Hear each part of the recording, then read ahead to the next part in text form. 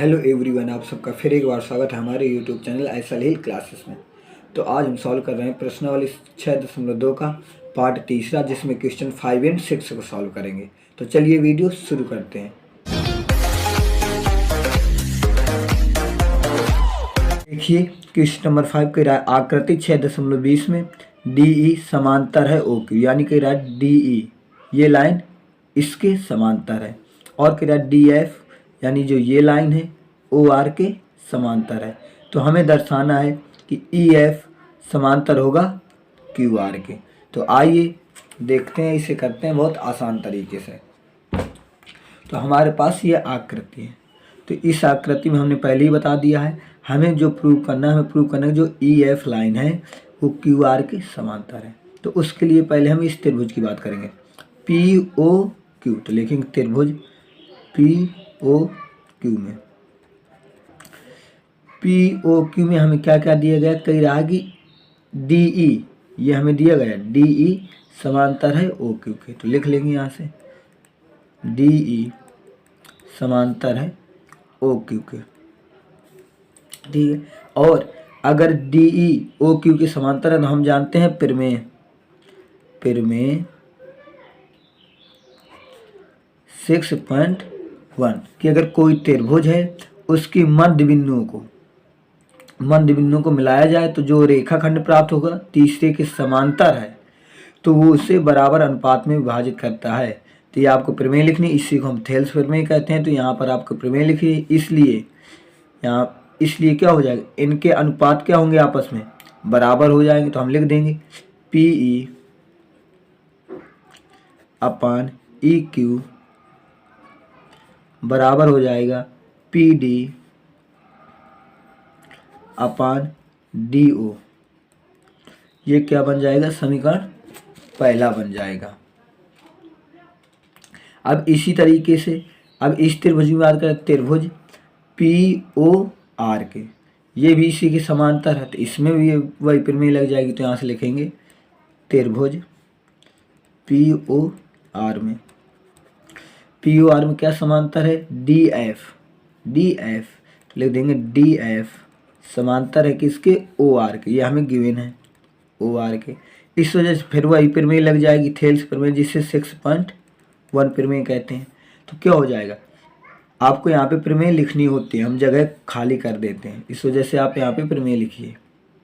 तो क्या हो जाएगा, PF अपान FR बराबर PD अपान DO। तो आ जाएगा PF अपान FR बराबर PD अपान DO। ये क्या हो गया, समीकरण दूसरा। अब यहाँ पर देखिए ये समीकरण 1 और 2 से देखिए, ये दोनों क्या है, आपस में बराबर है। अगर ये दोनों बराबर हैं तब क्या हो जाएंगे, ये भी आपस में बराबर हो जाएंगे। तो आइए अब यहाँ पे लिखते हैं, चित्र ये हमारे पास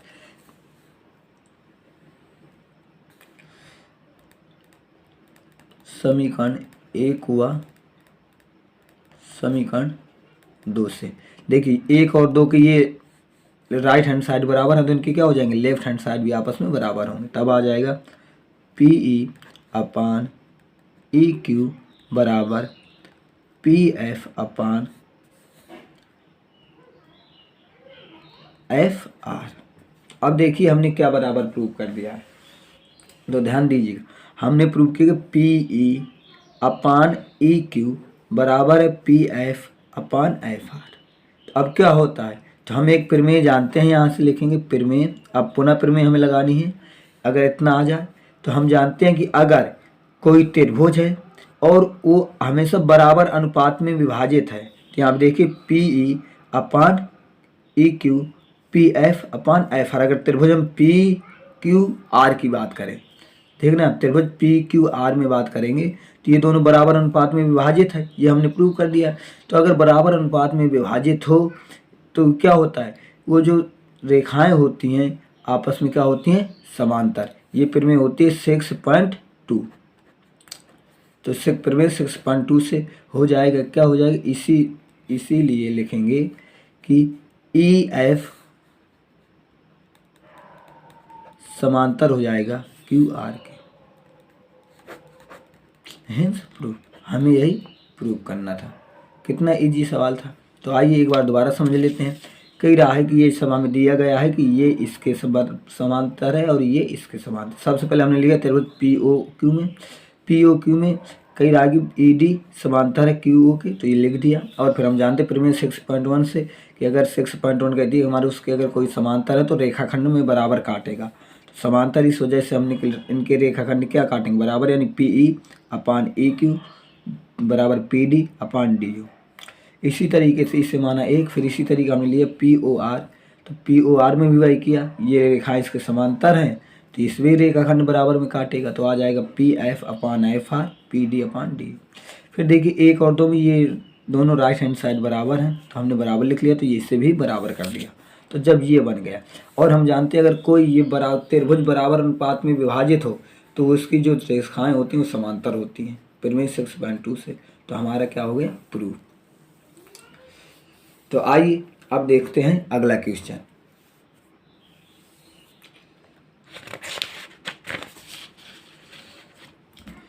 देखिए अगला क्वेश्चन क्या कह रहा है। कह रहा आकृति 6.21 में क्रमशः ओपी ओक्यू ओ आर पर, ये ओपी ओक्यू ओ आर पर स्थित कोई बिंदु ए बी सी हैं। ए बी सी इस प्रकार है कि ए बी लंब है पी क्यू के, ए सी लंब है पी आर के, और बी सी समांतर है क्यू आर के। लंब नहीं, समांतर है।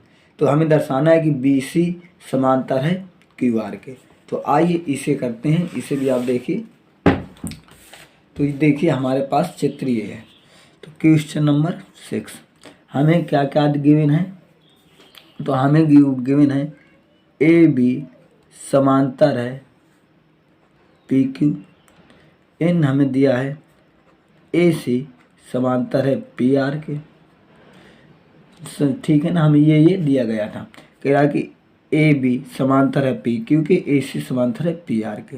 देन हमें प्रूव करना है। तो कह रहा सिद्ध कीजिए, यानी प्रूव दैट कि बी सी समांतर है क्यू आर के। ये हमें दिया गया है। तो आइए करते हैं इसे भी बहुत आसान तरीके से। नाउ देखिए, इस अगर बात की जाए आकृति में, तो पहले अगर हम पी ओ क्यू त्रिभुज की बात करें, पी ओ क्यू की, तो पी ओ क्यू में ये अगर ये लाइन इसके समांतर है तो ये क्या करेगा, बराबर रेखाखंड में विभाजित होगा फिर में हमारे 6.1 से। तो बस यही करना है इसमें। तो लिखेंगे त्रिभुज पी ओ क्यू में, पी ओ क्यू में क्या बराबर है, ए बी किसके समांतर है, हमें दिया गया है कि ए बी समांतर है पी क्यू के। अगर समांतर है तो हमारी प्रमेय कौन लग जाएगी, थेल्स प्रमेय या 6.1 प्रमेय। ये 6.1 प्रमेय क्या होती है कि अगर कोई त्रिभुज है उसके मध्य बिंदु को किसी दो भुजाओं के मध्य बिंदु को मिलाएं और वही मध्य बिंदु को मिलाने पर जो रेखा तीसरी के समांतर हो तो उससे बराबर रेखाखंड में विभाजित करता है। तो इस वजह से क्या हो जाएगा हमारे पास यहाँ पे ओ बी क्या हो जाएगा, रेखाखंड ओ बी अपान बी क्यू बराबर हो जाएगा ओ ए अपान ए पी।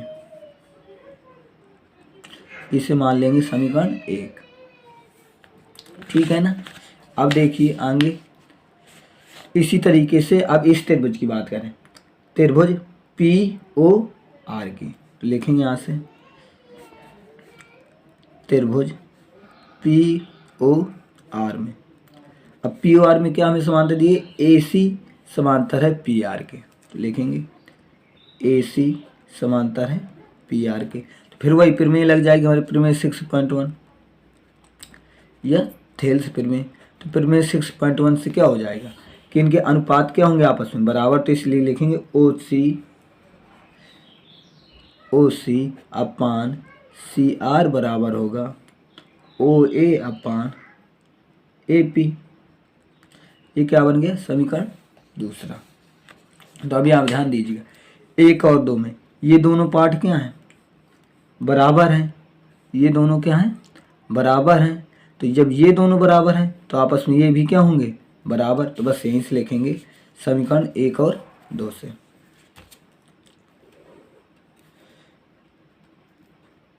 समीकरण 1 व 2 से क्या ये दोनों बराबर हैं तो ये भी आपस में बराबर हो जाएंगे। तो इसलिए लिख सकते हैं इनको ओ बी अपान बी क्यू बराबर है ओ सी अपान सी आर। तो आइए चित्र में देखते हैं। अब क्या कह रहा है कि ओ बी अपान बी क्यू और ओ सी अपान सी आर ये बराबर है। तो यानी इस त्रिभुज में, त्रिभुज ओ क्यू आर में ये बराबर रेखाखंड है। तो अगर बराबर रेखाखंड है तो इसका मतलब ये लाइन क्या होगी, इसके बराबर। तो यहाँ लिख देंगे वही प्रमेय 6.2 से। तो प्रमेय 6.2 से इसलिए क्या हो जाएगा, बी सी समांतर हो जाएगा क्यू आर। हेंस प्रूफ हमें यही प्रूव करना था। आई होप आपको समझ में आया होगा। दोनों सवाल एक ही तरीके के थे। तो बस आज की वीडियो में इतना ही। अगर आपको वीडियो पसंद आई है तो आपको क्या करना है पता ही है कि वीडियो को लाइक करना है, शेयर करना है। और अगर आपने अभी तक हमारे चैनल को सब्सक्राइब नहीं किया तो प्लीज़ सब्सक्राइब करके हमारा सपोर्ट करें। तो हम आपको मिलते हैं एक अगली वीडियो में। जब तक के लिए नमस्कार, धन्यवाद।